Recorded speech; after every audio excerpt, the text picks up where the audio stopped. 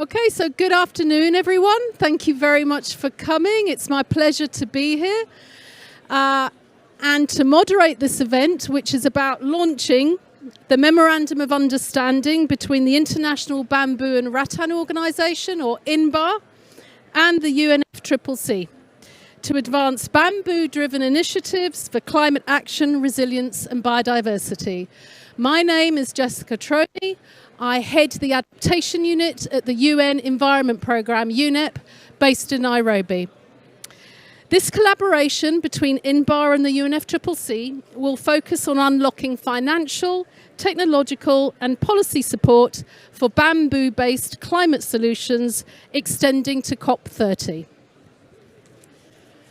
This event, we're going to launch this initiative and we're going to raise awareness about the bamboo's role in sustainable development, climate resilience, biodiversity conservation and poverty reduction. And we've got an exciting lineup of 6 ministers to tell us about their commitments to promote bamboo in NDCs and NAPs. So to start with, I just want to test your understanding of bamboo. And I want you to tell me if this statement is true or false. Bamboo is the fastest growing plant. True or false? If it's true, put your hand up. Yes, it is. Brilliant. Another true or false. Bamboo can live for a century or more. True or false? True? You put your hand up. True. Well done at the back there. Another one. Bamboo plant contains more concentrated amounts of calcium than milk. True or false? True. Lady, there's an expert on bamboo. And last one. Bamboo forests can absorb nearly 5 times as much CO2 from the air compared to other trees. True or false? Absolutely true. So welcome again. I would like to now invite Dr. Masamba Tioi, Project Executive of the UNFCCC Global Innovation Hub, and Professor Lou Wemming, Deputy Director of INBAR, to present the MOU. And we're going to take a photo.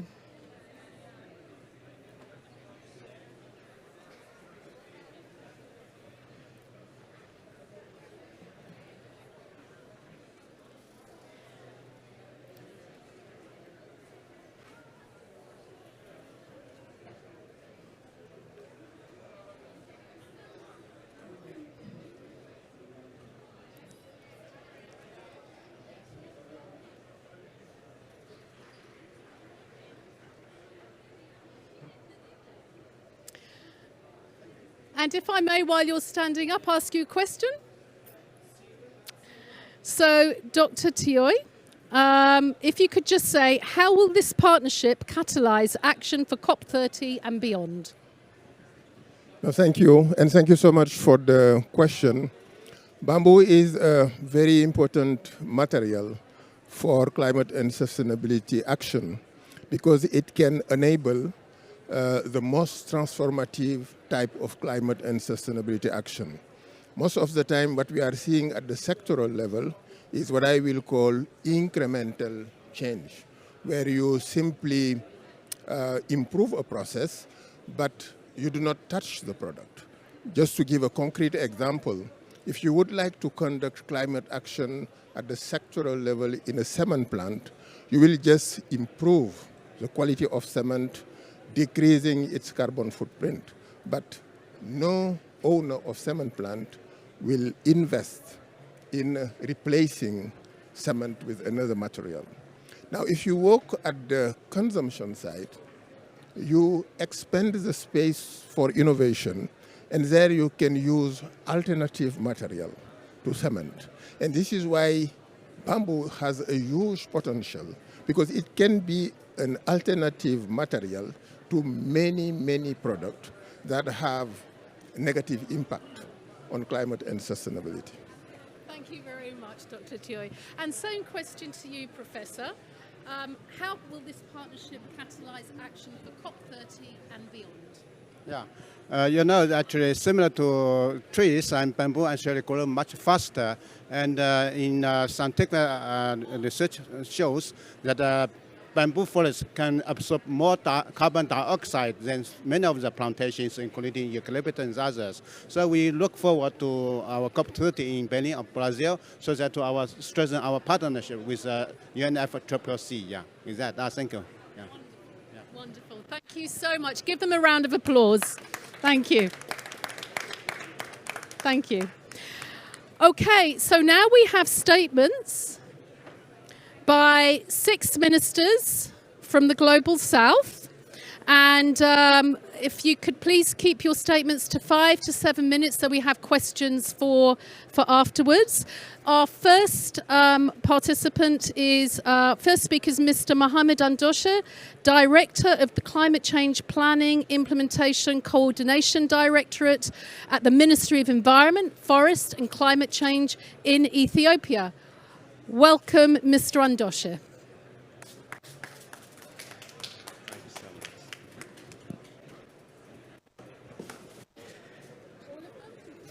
Oh, I'm going to be inviting all of them. Let me invite all of them. Okay. Next speaker will be Mr. Angel Ureña, Deputy Director of Climate Change, Ministry of Environment, Panama. Welcome, Mr. Ureña. Next is Professor Paul Chawa, Secretary General at the Ministry of Environment and Sustainable Development in Cameroon. He's not here. He's been held up by negotiations. Okay, next one. Dr. Noraline Uyi, Assistant Secretary for Policy Planning and Foreign Assistant and Special Projects, Department of Environment and Natural Resources of the Philippines. Welcome, Dr. Uyi. Next, Mr. Yamita Hassan Tete, Secretary General, Ministry of the Environment, Fisheries and Sustainable Development of the Republic of Chad. Welcome, Mr. Tete. And last but not least, Mr. Ernest Elisha Mwaja, Director of Marketing, Ministry of Natural Resources and Tourism in Tanzania. Welcome. Okay, so to our first speaker, Mr. Andoshe, how can bamboo enhance NDCs and NAPs?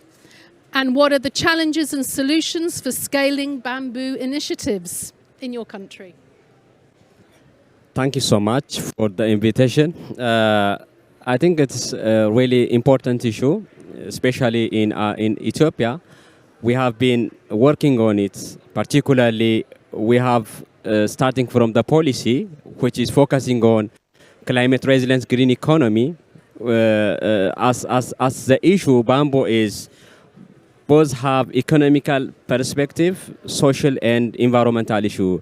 So especially what we are asking is, we have initiative like green legacy initiatives, which is more focused on plantation of seedlings, which is our government is more committed, which is focusing on especially up to 5 years recently, we have been planting more than 40 billion seedlings, which is more committed.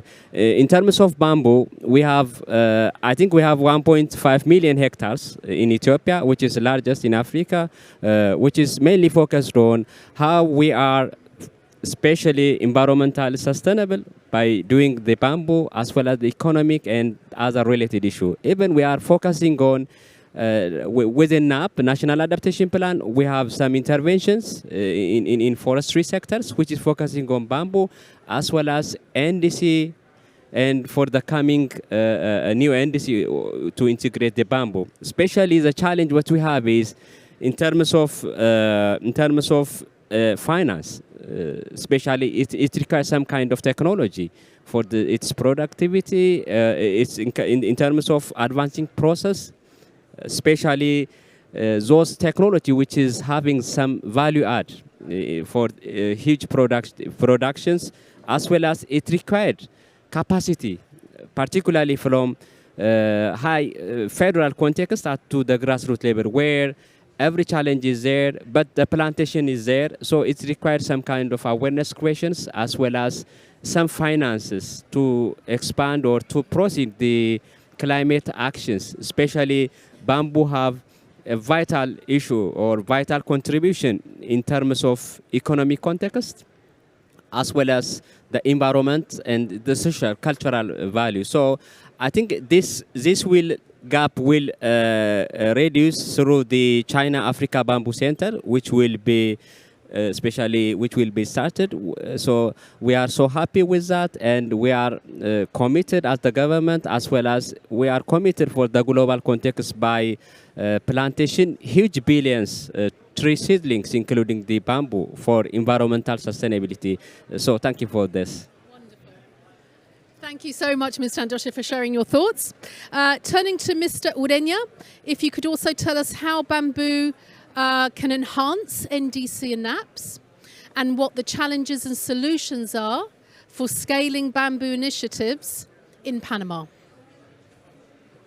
Thank you for this invitation.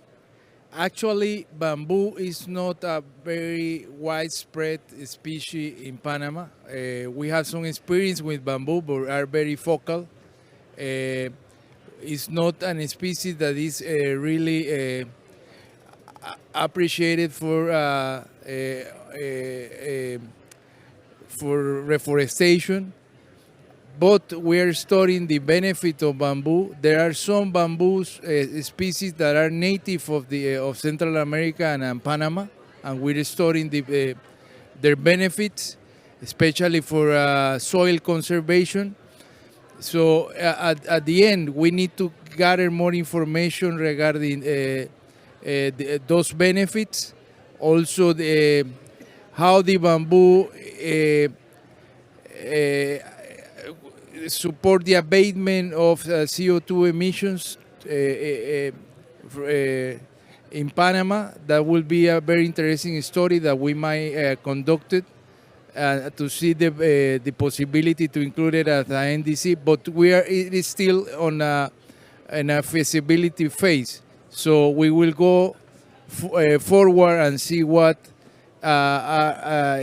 information we gathered in order to see the possibility to include it. And how you can enhance, you say? Yes. Okay, I think we in Panama have a law for incentive law for reforestation.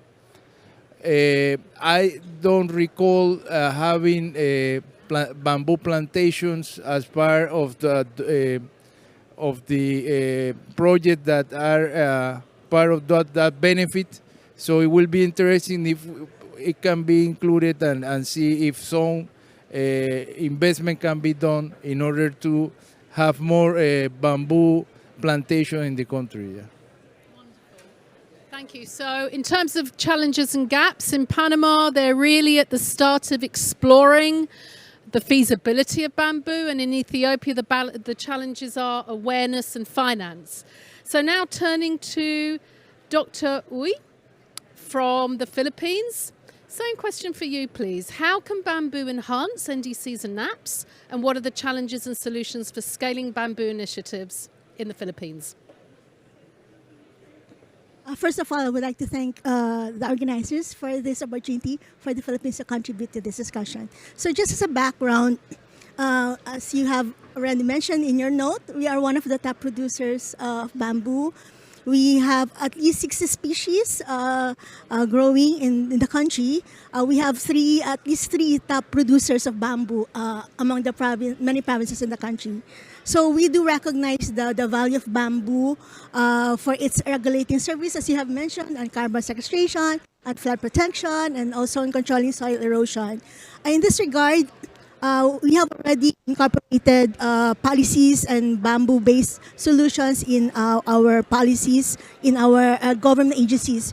For one, in my ministry in the environment, we have set out rules and regulations on how we can promote bamboo, setting some guidelines on its the plantation and how it will set up, and also encouraging and advocating or promoting more bamboo industries in the country. For our Department of Trade and Industry, they are providing training for bamboo-related products, so more of the capacity building in of bamboo as a valuable material. For our Department of Agriculture, they have started putting up a bamboo village program where they have encouraged rural towns, communities to cultivate and process bamboo in their locations. Now, in terms of NDPs, in our last submission, we didn't have forestry as a sector, but now we are including that in our next submission next year. So this will be an opportunity to include, of course, bamboo in the policies and measures that we will have on the NDC. As for our NAPs, we are among the 60 countries this year that have submitted our NAPs, and part of among the adaptation priorities are on biodiversity and ecosystems, and this is an opportunity for us to really promote from the national to the local level the encouraging everyone to explore bamboo-based solutions in trying to come up with adaptation measures. Fantastic. So Philippines way ahead in terms of developing value chains and so on. So turning now to Mr. Tete from Chad. How can bamboo enhance NDCs and NAPs, and what are the challenges and solutions for scaling bamboo initiatives in Chad? Thank you. Merci beaucoup. I speak in French. Yes, we have translation, I believe.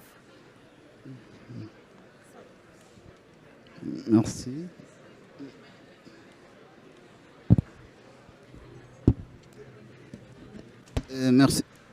Merci beaucoup, madame, pour cette opportunité. Le Tchad se trouve au cœur du continent africain, qui a une géographie un peu particulière. La grande partie de son territoire est occupée par le désert. Donc, une partie du désert, elle est en transition entre le désert et la zone humide. De par sa position géographique, le désert occupe une grande partie du territoire tchadien où nous sommes en quelque sorte les remparts. Vous entendez? C'est bon? Vous traduisez? Non? Oui. Donc, nous jouons un peu le rôle de rempart contre le désert. On est à la porte de la forêt équatoriale et une zone quand même riche en bambou. Et en quelque sorte, c'est nous qui jouons les remparts contre ce désert. Oui. Is it time for you to translate? Yeah, I think so, yes. There we go. Okay, so what the minister was saying is that Chad is geographically positioned as continental Africa. They have a very particular geography which is occupied by a large desert expanse. And the desert is in transition between humid and the desert aspect. So because of that, the desert occupies a large expanse of Chad's territory, and which is also occupies next to equatorial forest, which is working on integrating bamboo. And I think you can continue now. Merci. Nous disposons déjà un peuplement naturel de bambou dans plusieurs de nos provinces, donc une dizaine de provinces où on peut avoir un peuplement de bambou. So they already have natural bamboo in the different provinces in Chad, notably in the Salamat, the Guera, le Moyen Chari, le Mandoul, le Logon Oriental, and Silla regions. Cette ressource représente un potentiel significatif pour nos engagements climatiques. So this resource represents a quite significant potential for their engagement in climate action. Ainsi, le Tchad s'est de manière résolue engagé à intégrer les bambous comme une solution basée sur la nature dans l'amélioration de sa contribution déterminée au niveau national et de son plan d'action, un plan national d'action. So in line with this and in line with improving their climate contribution, they are planning to set in place an ambitious program which is based on the plantation of large-scale bamboo plantation in these zones that were mentioned earlier. Dans le cadre de l'amélioration du CEDEN, nous prévoyons la mise en place d'un programme très ambitieux à travers la plantation à grande échelle de bambou dans ces zones à fort potentiel. So this initiative also aims at contributing significantly to carbon sequestration in these regions based on a large-scale bamboo plantation.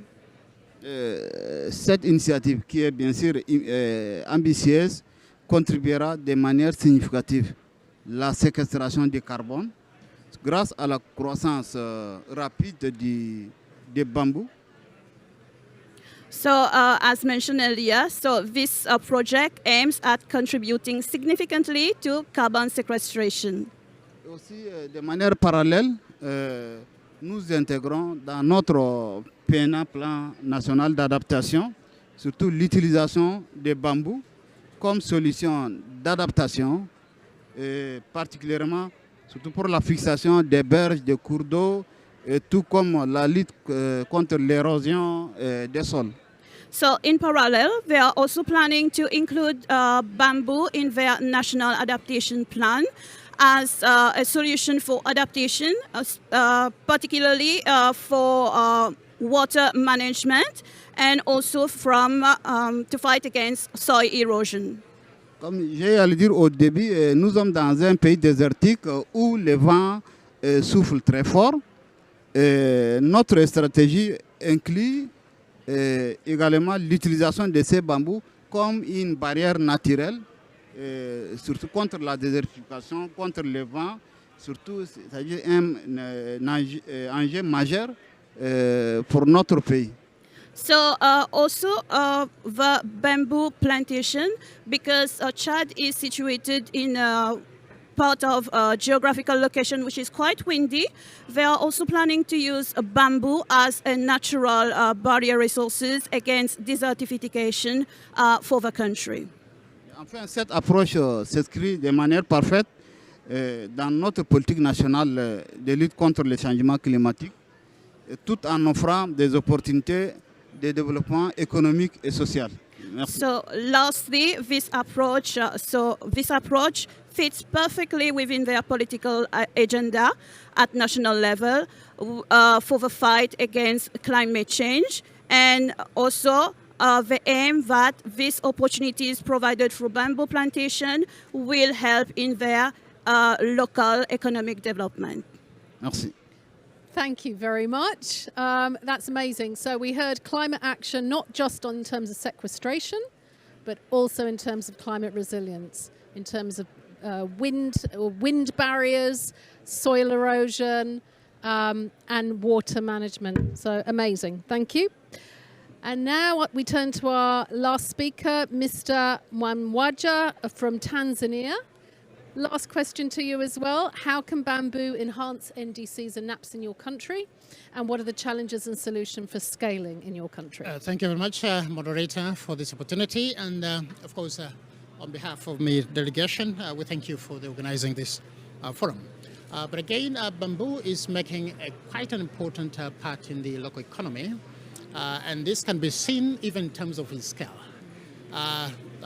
As we are beginning to implement our brand new strategy for the development of bamboo industry in Tanzania, we already see that we have set aside more than 1 million hectares for the bamboo economy. But again, in terms of the number of people who are connected to the, whose livelihoods is connected to bamboo, and then the number shows us that we have more than 500,000 people and whose life and or livelihoods is connected to the bamboo economy. So it's becoming to be quite an important sector in the economy. And the effort that we have made so far, you can now see that people begin to identify themselves with the bamboo. In terms of the lifestyle, it's quite hard now to go to people's houses and not see at least the use of bamboo products there. Okay, so eventually it will become a lifestyle in terms of people's, and it will help change people's mind in terms of the significance of the bamboo in the country.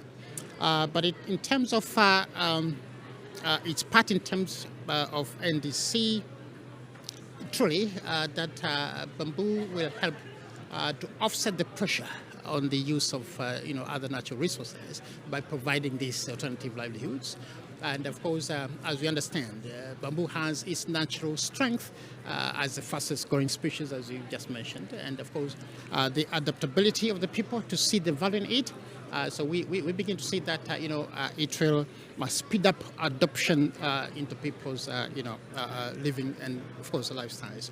And what is most important to note here, Madam Moderator, is that we launched what we call our National Bamboo Development Strategy and Action Plan as recently as last year. So that was an 8-year plan which was launched last year, and we see that it will be in force for the next 8 years.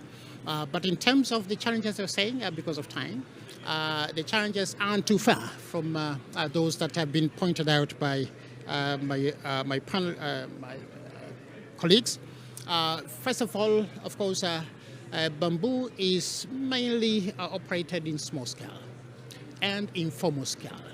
So naturally, people will first, as we know, limited access to finance, but of course, limited access to skills, but of course, and then operational lighting at commercial scale becomes a little bit a challenge there. So what we're looking for is to have the program that will upscale the production, increase value in the products that they produce that are competitive in the market as well, and of course, help to raise awareness in terms of the potential for bamboo adaptation to climate change issues.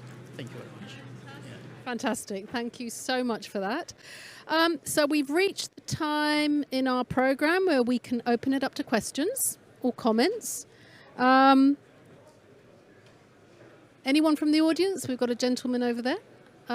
Roaming mic, I think. There we go.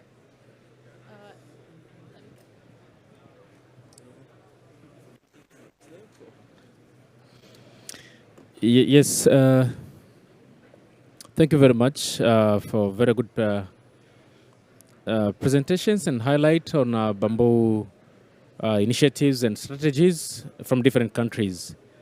Well, there is one thing that I just wanted to know. We have problems of bamboo, especially the exotic species, invading natural environment. And I would really wish to see, because in Tanzania we have taken actions on that, actions on that, and I would really wish to see how others are actually responding to this, because in some cases it has invaded grasslands and forests and has replaced quite a number of hectares. Yes. Okay, excellent question. Could you pass the mic to the gentleman there at the back? Thank you. Je vais parler en français. Okay. Lady might translate this one as well. Moi, je suis M. Sarr, je suis du Sénégal. D'abord, remercier les panélistes de l'importance du thème. On a la problématique du bambou au niveau du Sénégal. On a dans une partie est le bambou. Et la question peut-être c'est adressée au monsieur le ministre du Tchad sur la réussite du reboisement. Parce qu'on a vu que au niveau du parc national, le grand parc du Sénégal, on a une forte colonisation de bambou. Mais ce qu'on en fait, c'est la valorisation avec les populations communautaires. Mais on ne reboise pas en fait. Comme il a dit, ils ont un programme de reboisement pour contribuer à la CDN. Je voulais savoir le taux de réussite et voilà. L'autre aspect aussi, c'est pour tout le monde, c'est sur la séquestration carbone. Est-ce que vous pensez que le bambou est une plante très indiquée pour la séquestration carbone? Je vous remercie. Merci. Okay. Okay, so his question is, he's from Senegal. So his questions is addressed first to the minister from Chad. So he wanted to know about the percentage of success of the current project that is being implemented in Chad.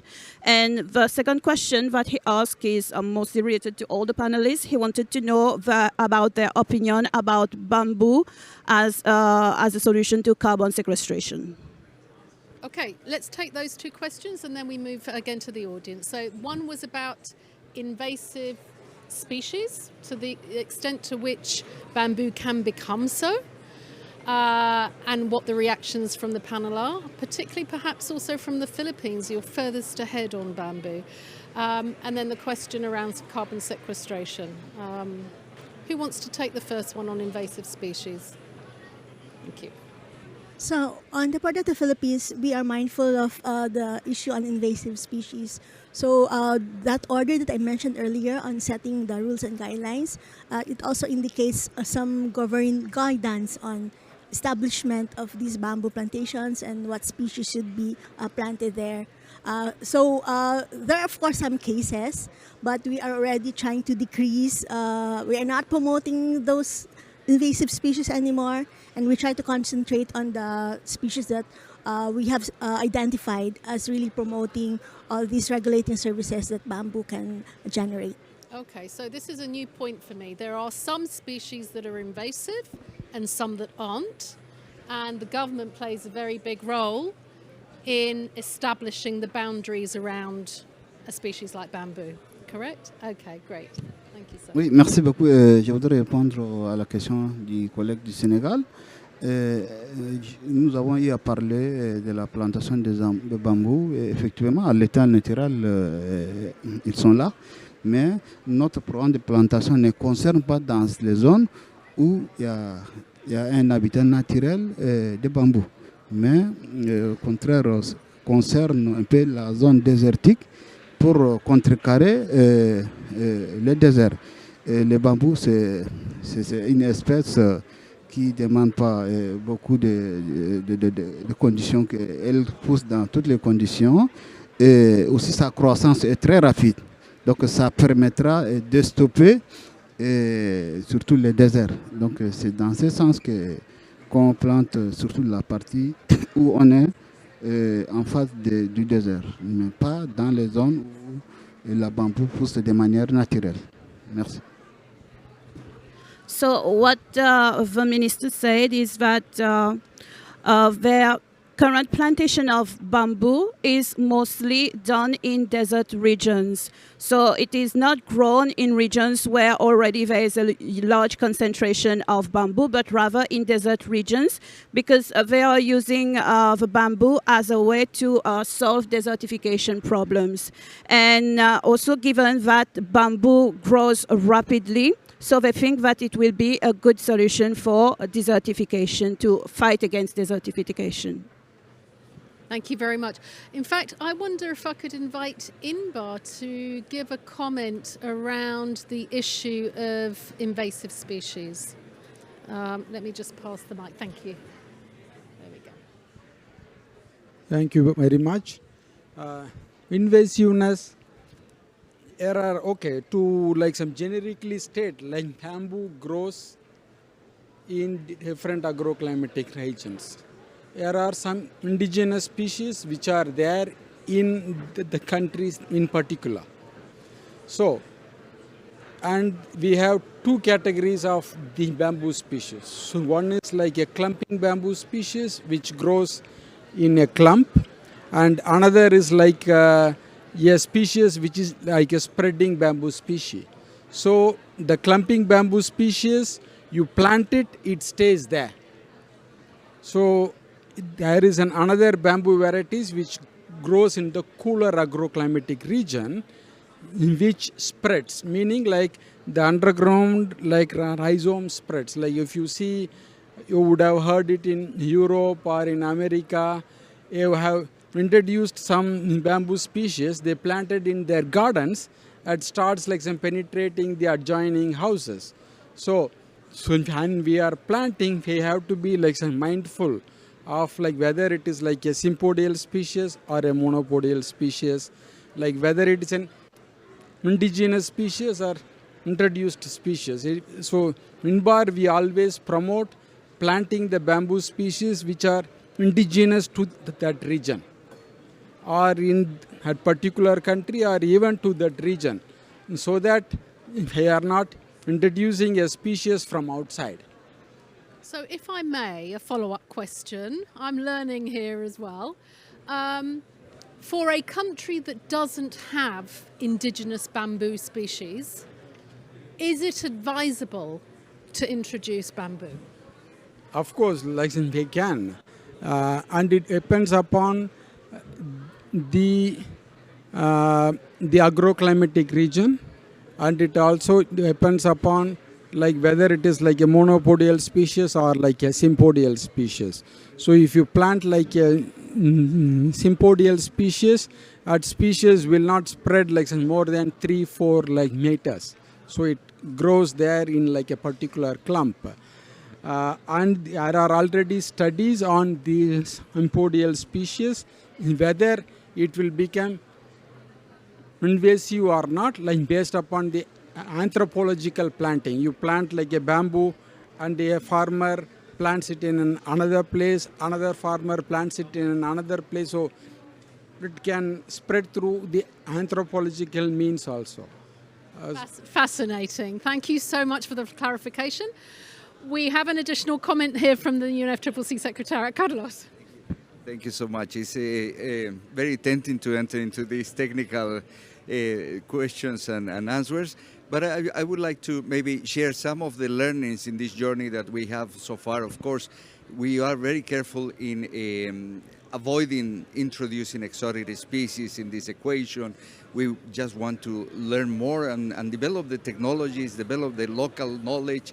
Indigenous groups have a lot of knowledge on how to manage these species and integrating an integral approach actually that is sustainable, that is also combined with other species, and that all will in the end be positive for biodiversity and so on. One important fact that I learned over the past few years is that actually in the tropics where it grows, there are more than 1,600 species. The only thing is that like in fisheries, the species that are well known in the markets are so limited, but we need to unlock the understanding and the produce of the native species all across the tropics. There are several varieties that grow fast, that are there in the ecosystems, that have a function in the ecosystem that can be properly managed, and we don't know in the moment. Sometimes it's even treated as a pest when it comes to specific crops, but I think this is why we are here, to unlock this potential and of course ensuring that these have a positive impact in biodiversity, but also in prosperity, climate resilience and many other components. Thank you. Amazing. 1,600 varieties. I didn't know that either. Okay, we've got lots of hands up. We've got a lady here, and we've got two ladies at the back there. We've got our bamboo expert over there. Okay. I'm going to stand up. My name is Monica Tanuhandaru. I'm from Indonesia. I'm heading the Environmental Bamboo Foundation. This is interesting because we have a question about bamboo and culture. The culture goes back to 1,000 years, at least 1,000 years, because it was in the relief of a 500 years old temple. So you can see the bamboo relief. So I can see that bamboo was used maybe for souvenir, for trading, for exchanging gifts, and that's how it is. So I'm proposing something here. We're planning a bamboo expedition to understand bamboo, how it was used in the past, so that we can understand what the use of bamboo in the future. Because they might use it for farming tools, for agriculture, for cooking tools, for housing, for clothing in the past. So it's not It's not a modern thing to have bamboo to be used on the daily lives.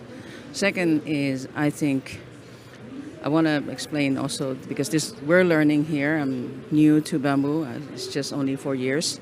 The Indonesian government is supporting the restoration of degraded land with women, with indigenous communities, with women communities, supported by the Forest and Land Use Alliance between Indonesia and Norway as a result-based payment. The challenge is, I think, is the carbon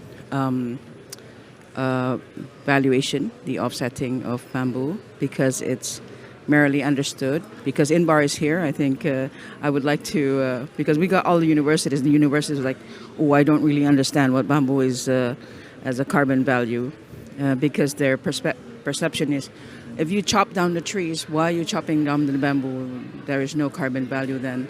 So this is something, a plantation or community-based approach, that's also a question. If there's a big, giant industry of biomass or pulp and paper, they want to use bamboo, would that be fit? We would still say we want community-based. You can, community-based feedstock, not a plantation-based. These are a lot of questions that we want to discuss at the international forum like this, and I think it's important. Thank you. Oh, there's a bamboo bicycle in the Indonesian pavilion if you want to see. Thank you. Fantastic. Thank you so much for that experience and your perspective. Amazing. Two ladies at the back there. Can we have the roving mic? Is there a mic there? Maybe I can give you my mic. Thank you very much. My name is Monica Ortiz. I'm from the Philippines, and I'm an ecologist. And I wanted to refer to your question, which is very important, on invasive species, and also with a comment of the gentleman from the UNFCCC. There are 1,600 species of bamboo. This is distributed between Japan and Argentina. So I think if the question is, can I introduce bamboo into my locality, there is likely to be a native species of bamboo already present in a particular region. And so I work very closely with the IPBES lead author on invasive species. And invasive species control costs about $426 billion every year. And imagine if that money could go instead to climate action. So in the introduction of any species, a proper risk assessment must be done. This is key. And I think just to emphasize that point, it has a lot of potential, but it does have characteristics which make it able to invade even native ecosystems. Invasion is a process that not necessarily because it's an exotic species, but because it's a species that can spread very quickly. So the point of the gentleman on the type of bamboo is also very important. So a lot of risk assessment and careful management, I think, is key to unlocking the potential of bamboo in particular. Sure. My name is Monica Ortiz, and I'm an ecologist and environmental scientist from the Philippines. Thank you. Thank you. Thank you so much. Called Zone Zero, mais d'abord je veux remercier Excellence du Tchad. Je viens du Cameroun. Je travaille avec une organisation Gen Égalité et Casse, et merci toujours pour soutenir nos jeunes là-bas au Tchad, vous les inclure dans vos délégations. Merci beaucoup. So I will speak in English. I was just thanking the minister. Could you introduce it? Zone Zero from Cameroon. I work with a sub-regional organization called Gen Égalité et Casse. So my question is just to all the panelists in terms of gender consideration. I've heard, the excellency from Ethiopia and also from Tanzania. Most of the times, these lands, women get to lose out, and indigenous women also get, to be forgotten in terms of the dividends that they also gain from the land as farmers, as cultivators. So I just want to find out if you always take into consideration the needs and also involve these indigenous women in the planning of your strategy. Thank you. Thank you so much for that important question. Who wants to take the answer? Thank you. Yeah, thank you so much, especially the issue related with gender. In our country, especially when we did any policy or strategy, we are considering the gender issue, especially when we did the National Adaptation Plan.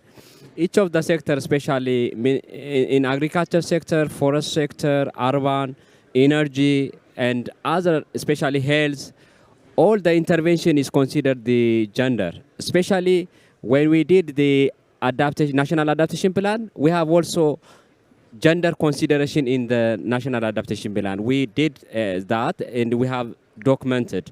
Also, when we did the national determined contribution, also we have been working on how the gender is mainstreaming in each of the sectors, which is considered as vulnerable sectors, like forestry, agriculture, urban, health. All of the sectors have already mainstreamed the issue. Not only that, we have been implementing various adaptation and mitigation intervention in the sectors, so that each of the interventions should consider the gender related with each of even the activity context, not only for the sectoral context. Each of the activity have gender perspective. So I think it's good because one of the challenge when the climate change impact is happening, vulnerable community is there. Within the community, there is like youth, women's, and the local community. So everything what we did is considering the gender as well, as because all the impact is related. So it requires some kind of interventions and integration as well as for the action. So that is what we have. Thank you. Thank you very much. Who else wants to take the question? Thank you, Moderator. On the gender issue, again, in Tanzania, we are practicing participatory sustainable forest management. And of course, gender has been mainstreamed. And of course, it's a mandatory area that has to be included in all policies for development and of course, the legal framework in development. I was interested, from the comment or the initiative that is done under Monica. Yes, looking into the past, how bamboo has been used. If I may encourage you to come to Tanzania and see, of course, you'll be surprised. Okay, so we have modern, but again, we still keep traditional uses for bamboo. And so if I may extend the invitation to you to, come to Tanzania to see more on that. Thank you very much. Any other responses to the question of gender? One more. Merci beaucoup. En fait, le gouvernement du Tchad a pris quand même des mesures, des textes réglementaires où au moins 30% doit être réservé aux femmes. 30% et tout acte qui dépasse, qui ne respecte pas les 30%, va être automatiquement rejeté. Maintenant, en ce qui concerne les projets, tout projet qui ne prend pas en compte les facteurs genre quand même ne va pas être soumis. Et toutes nos actions, les projets qu'on est en train de faire de manière globale, et ça concerne les femmes, les jeunes et aussi les communautés villageoises, les communautés qui sont très touchées par les changements climatiques, surtout la pauvreté. Donc les femmes sont au centre de nos actions, que ce soit dans les projets aussi, tout comme au niveau du gouvernement. Donc le facteur genre est quand même bien respecté au Tchad. Merci beaucoup. So what the minister said is in Chad, there is consideration of gender in all projects. There is a special tax measure in place which imposes that 30% of should be reserved for women, and those who do not respect those percentage, especially when submitting projects, those are rejected. So he also said that projects are implemented and they take into consideration vulnerable groups such as women, youth, and vulnerable communities. Got time for one more round of comments. This gentleman's been very patient. I'm going to hand over to him first. And who else wants to ask a question? This gentleman here at the front. Anyone else? And one more there, lady there. Thank you, the ecologist from Philippines. My name is Kuti. I'm from Tata Motors, India. And thank you, madam, for clarifying that even indigenous species can become invasive and it has to be carefully controlled. I'll have a chat with you separately. The question is related to carbon sequestration. If a corporate has to plant a hectare of trees, with a hectare of bamboo. What are the numbers of carbon sequestration which is publicly available for making that decision? Interesting question that leads towards the guidance that government is producing for the market. Gentleman over here, we'll take 3 questions. Thank you very much. My name is Sule Magaji, a professor of economics and director, Sustainable Development Center, University of Abuja, Nigeria. I listened to an interesting presentation by my neighbor from Cameroon, and coincidentally we are from the same region, Chad Basin, because I am in northeastern Nigeria. Really the idea of bamboo plantation is a laudable idea, especially to that area.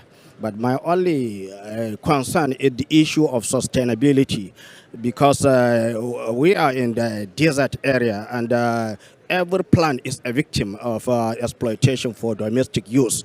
And most of those going to bush for firewood and other woods for domestic use are women. And to chase them away from the bush, we have cultural constraint. It's not difficult, it's not easy. So my own worry is that what sustainability measures are put on ground to ensure that the planted bamboo trees are not exploited before maturity. Thank you. Very practical question there. And we'll take a question from the lady here. Thank you very much. My name is Zainab Bungwa from Tanzania. I'm a forest officer and manager for forest resources. Just to complement what High Level has expressed on the issue of gender, our strategy, bamboo strategy, have well narrated the issue of gender, and we have specific objective for gender with outcome indicators, and we expect that at least by 2031 we capture at least 30%. So we appreciate, and just to add on the issue of financing, the issue of financing is very, very, really important, and the issue of research. So we, Tanzania, we do visibility study before establishment of any kind of tree species to the environment, but at the same time we do risk assessment. So this is a compulsory, and we have to incorporate in our forest management plans.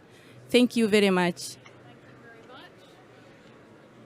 Is there scope for raising from 30% to 50% maybe? Work in progress. Okay, so we had 2 very, very pointed questions. Who wants to take the question around public information available to the market on carbon sequestration potentials of bamboo versus other forests? Does anyone want to respond to that? Maybe Dr. Yi? So just to say that in the Philippines, we don't have a carbon policy yet.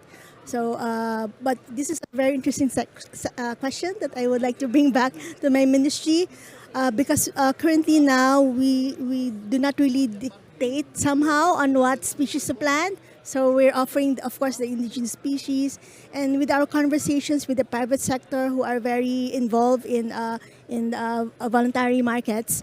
They're the ones that really choose which plant or tree to plant. But this is something to be considered, really, and it's very good input to this conversation. Thank you. Yes, I could add that I haven't seen any registered project for bamboo sequestration issuing carbon credits. I know about a lot of TIC projects. They have a lot of information, and they have through demonstrative plots they can estimate the amount of carbon that is abated. But I haven't seen any for bamboo actually. But it might be, if you look at the energy register, maybe in Berra or in Gold Standard. Well, I haven't seen it either, but okay. Okay. Oh yes, on the question of this is particularly important for the African continent, where people are very dependent on biomass energy. How do you protect seedlings and small bushes from being extracted before reaching maturity? Merci beaucoup. De manière très rapide, je voudrais répondre aux frères Brel Mugaji du Nigeria, et surtout par rapport à la protection et surtout contre la coupe abusive des arbres. Et nous avons adopté une législation, on a revu notre législation qui prend en compte surtout la coupe abusive, la déforestation et autres. Nous avons mis quand même des stratégies en créant des brigades, aussi un numéro vert. Et aussi nous avons fait une forte sensibilisation au niveau de la population. Et dès qu'il y a eu quand même des coupes, on doit être averti. Et maintenant, des mesures coercitives seront prises dès qu'il y a eu quand même une coupe abusive des forêts ou bien des arbres de manière générale. Merci beaucoup. So the minister said that already measures and strategies in place which take into consideration those concerns, and also that there are awareness campaigns on the matter. Okay, so probably if I may come in. Yes. Do we have a mic? You just switch it on. Yeah, I think on the carbon aspect, specifically, because UNBAR we have some published the methodology of measuring the carbon in the bamboo forest with UNFCCC, so using the framework, and there has been studies to quantify the bamboo species. As we know, we have some 1,600 species, so we cannot generalize it as teak or other plantations in particular. So we have to measure it some species specific. So broadly, the carbon, the whole carbon in the bamboo forest per hectare, it would be around 400 metric tons of carbon per hectare, with an annual increment of 5 to 15 metric tons. So your minimum is 5, maximum is some 15. So if we compare it with trees, it is higher than the planted forest, be it acacia and eucalyptus, teak, or the fast growing species, but it is low compared to the tropical forest. So the tropical forest, it is higher, and bamboo is lower than the tropical forest, but it is higher than the planted forest, even the fast growing tree species. The methodology is available, and that methodology can be used to measure, quantify, and also to verify the carbon accumulation in the bamboo forest. There are 2 or 3 bamboo forests which is already been funded in the past, in Guatemala they had a project, and now UNBAR is working with Vera to set up 5,000 hectares in bamboo carbon forest in Uganda. The financing probably is through climate impact partner. So there are the carbon financing companies, and the funding will come from some companies like Tata Motors or your Microsoft, or all these companies are buying the carbon. So we are in the process.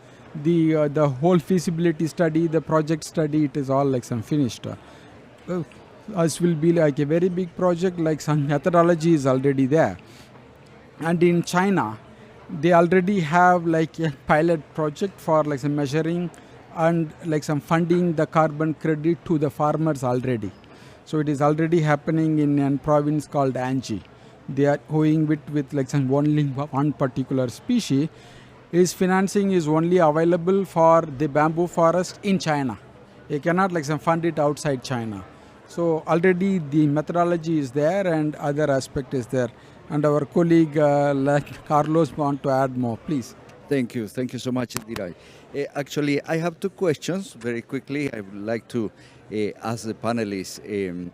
Maybe on your point, connecting to your intervention, you hinted that the carbon markets are unlocking and the potential for bamboo, it was mentioned already.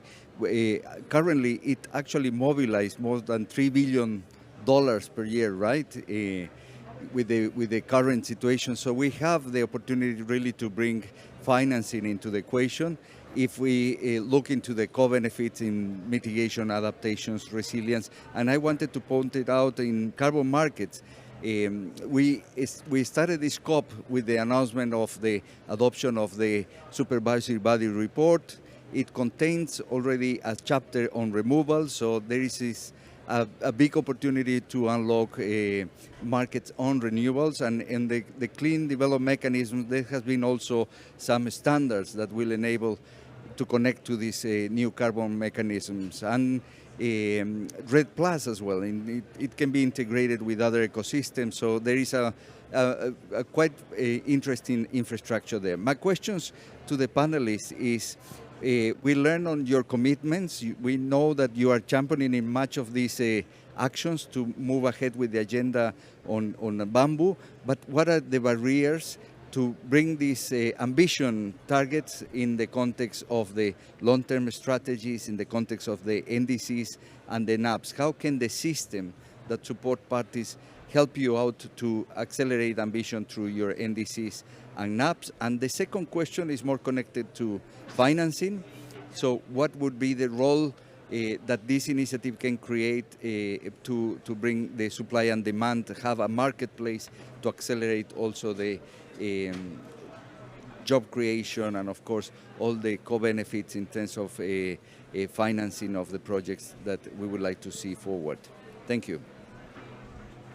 Okay, so the first question, as I understand it, is how can this process support the commitments, developing commitments in NDCs and NAPs?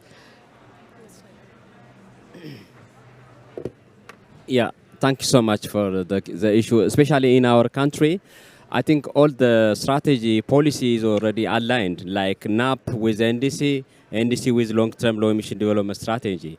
So especially regarding the carbon market, especially we have more working on the RED Plus secretary here. And also, as I mentioned previously, we have been working on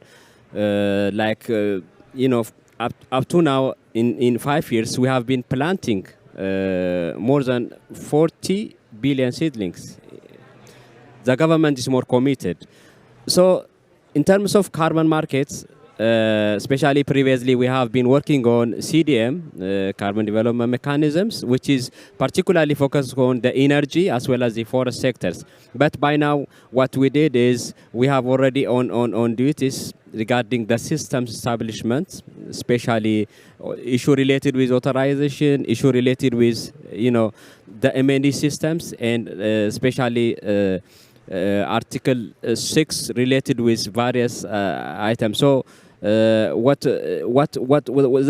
challenge is actually, since the carbon market needs some kind of capacity building and some sharing some experience with some countries, especially how they are implementing the issue. So we are in good positions, how the carbon market is there. Also, it's related with how the bamboo issue, because we have already strategy, 10 years bamboo development strategies, which is focusing on the bamboo, as well as how we are integrate those issues with the national 10 years perspective plans. We have already did that, and also really issue related with the restoration issue in the long-term low-emission development strategy. So since we have more committed for the environmental context, especially the government is in 2013, we have committed 68 points, almost 69%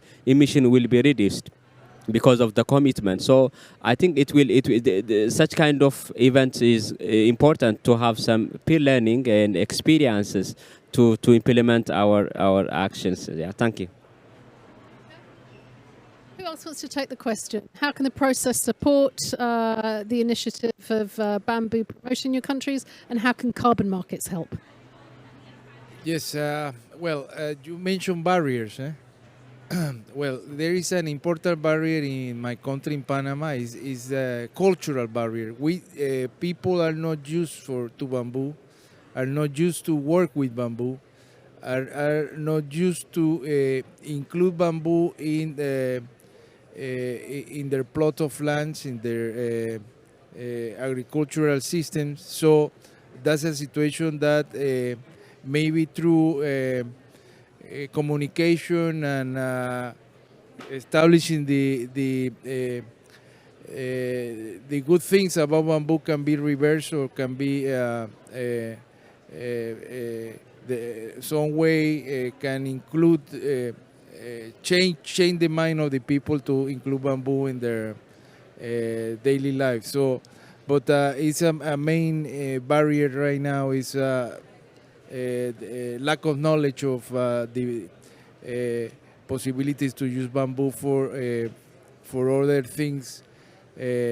So I think that's the main issue right now. So in our case, we welcome this process. As I have mentioned earlier, we're still finalizing our carbon policy. But as we have been negotiating in the negotiating rooms, this really a call for increased MOIs. So for us in the Philippines, this would be more on the climate finance to be able to upscale bamboo-based solutions. Of course, technology transfer, we need more of those to be able to maybe have more ideas on how to develop our bamboo industries. And of course, capacity building, to increase uptake of the communities in really growing bamboo. And also, of course, in relation to maybe increasing the uptake to align also to our goals to under our NDCs and the NAPs. Merci beaucoup. En fait, c'est un concept nouveau chez nous. Premièrement, nous venons d'intégrer l'EMBAR en 2022. À ce niveau, ce qui est important surtout, c'est des cadres institutionnels que quand même nous avons mis dans notre réglementation, surtout tout ce qui est bambou. Sur ce, donc, nous avons bénéficié d'un renforcement des capacités pour une délégation de 30 personnes en Chine. Et c'est ce qui est bien. C'est loin d'être suffisant. Aussi, nous avons entrepris des études de référence, surtout notamment la télédétection, la cartographie en bambou, et c'est afin de nous permettre de cerner surtout la population du bambou. À cela, on a intégré dans notre cadre institutionnel. Et aussi, pour faire face à tous ces surtout défis, nous avons besoin de financement. Donc, il fallait quand même faire des transformations, et surtout valoriser tout ce qui est surtout le bambou, et mettre à profit et faire profiter la population. Donc, à ce niveau, donc, nous avons fait quand même des projets et aussi un programme afin de solliciter un financement pour répondre à cela. Mais en dehors de ça, nous n'enregistrons pas d'autres bambous c'est une nouvelle idée. Et nous allons, comme j'ai à le dire, à travers des ceintures au niveau des grandes villes pour protéger contre les déserts et les vents et autres. Merci. So, carbon market, it's a new concept for them. They have been working on studies to reinforce the capacity of at least 30 people, but he says that it's limited. So they need more support in terms of capacity building institutional capacity building, but they have done research on cartography to better understand the bamboo population and to include those in their institutional framework. So there's also a need to give value to bamboo, because also to empower the population to know more about it. And also they have set up a program, but the program requires financing. So again, the MOI, it's quite important for them. And they are working on that and to give better understanding and to give better value of carbon markets so that the population can benefit better from it. Thank you, moderator. And again, in terms of Tanzania, we see that the many challenges, as I said earlier on, is in terms of the scale. As you understand, Tanzania has more than 60 million people, and the data given here is that probably only 500,000, are directly involved in the bamboo production and economy. So, and 60% of this, the population, it belong to the very active part of the population.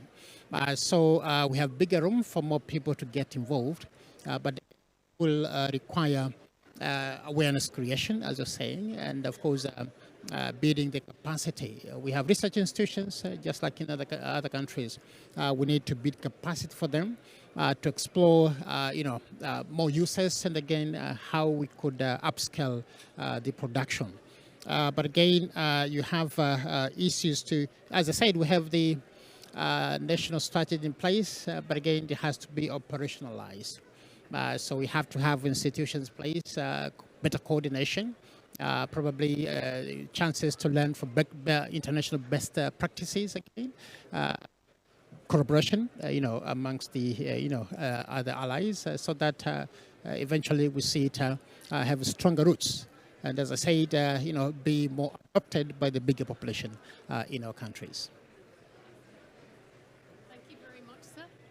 Okay, so we've reached the end of the event. I want to thank our distinguished participants. I think that we've had lots of great ideas for how this initiative can really support the scale up of this important plant. We've heard about the risks.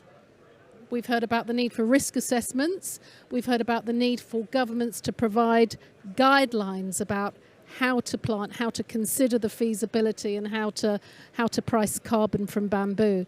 We've also heard about the SDG agenda, the growth, the poverty reduction agenda, the importance of involving women. We've heard about value chains. So I think there's a lot there about knowledge exchange, capacity development, learning from best practice, good practice, establishing best practice.